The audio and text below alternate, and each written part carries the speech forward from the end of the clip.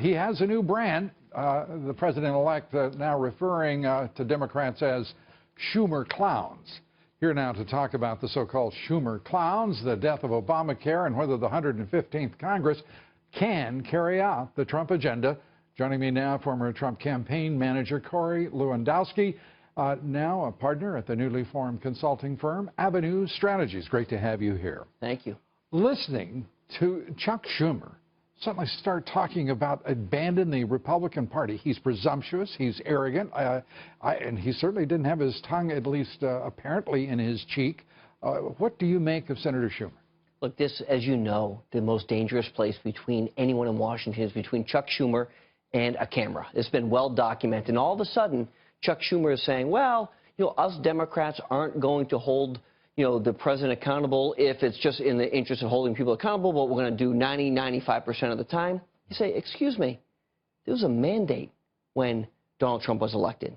A mandate since the largest congressional election as it related to majorities and electoral college votes since the Reagan re-election campaign in 1984. The American people have spoken. Maybe Chuck Schumer doesn't understand that. Yeah, Corey, I don't know whether he understands it or not, but I do know one thing.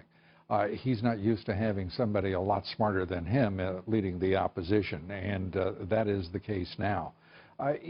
To imagine Chuck Schumer suggesting that Donald Trump and he could get along if it weren't for that doggone Republican Party. I mean, how infantile and how lazy-minded has a previously, at various points, fairly intelligent fellow become? I mean, it's really stunning. You have to remember, Chuck Schumer has been the poster child for Obamacare. It has been a colossal failure. Premiums up 116% this year. People can't use it unless you get hit by a bus anymore, right? The system has failed. This has been the signature piece of this administration's, goal, which is passing Obamacare. And it's their only legislation. That's all they have. And the problem is Chuck Schumer has walked into a situation following Harry Reid, and he's trying to step forward and appease the progressive wing of the Democratic Party, of which the American people have fundamentally rejected. How can they even call themselves progressives, Corey? I mean, we're talking about a Democratic Party that is retrograde. It has no foreign policy to even claim in the course of the past 8 years, a failed presidency.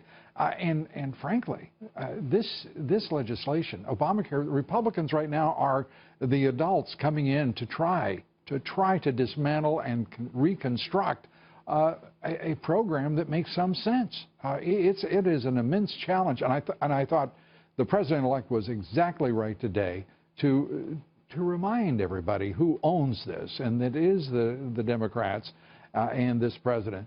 It is also a very difficult thing to maintain some separation between that reality and trying to reconstruct it.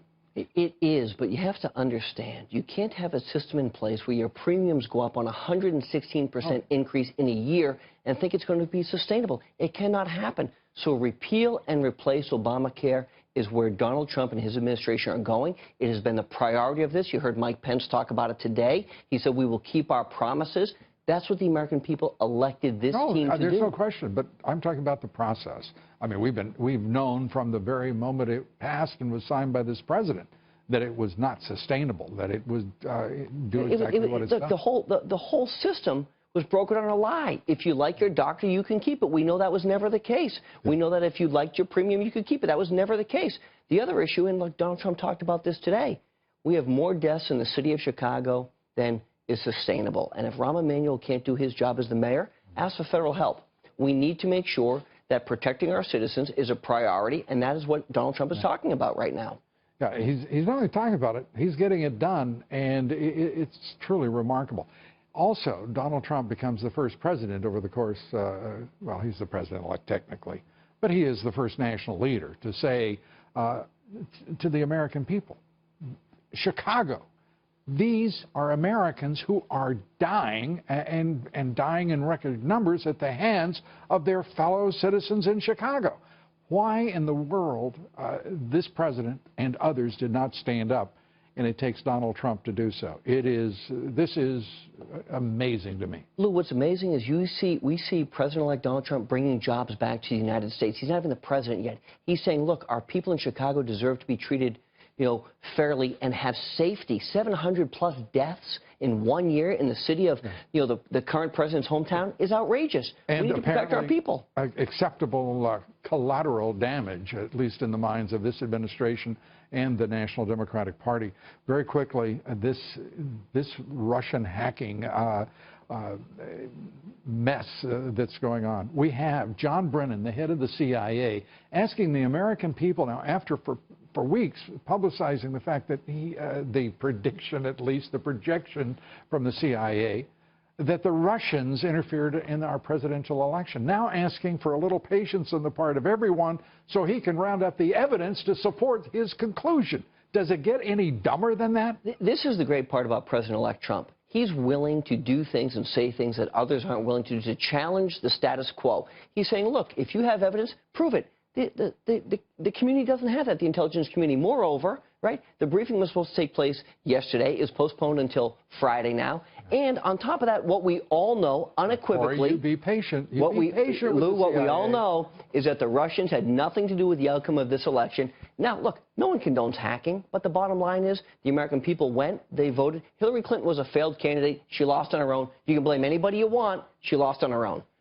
You know what else is great? Your former boss is going to be president of the United States, and he doesn't put up with stupid. And it doesn't matter if it originates in the CIA or where. And that is a delightful prospect for all of us. Let's challenge all of Washington to make it better. Can we do that? Oh, I don't think there's any doubt that he can and I hope will. so. Corey, good to have you here. Corey Lewandowski.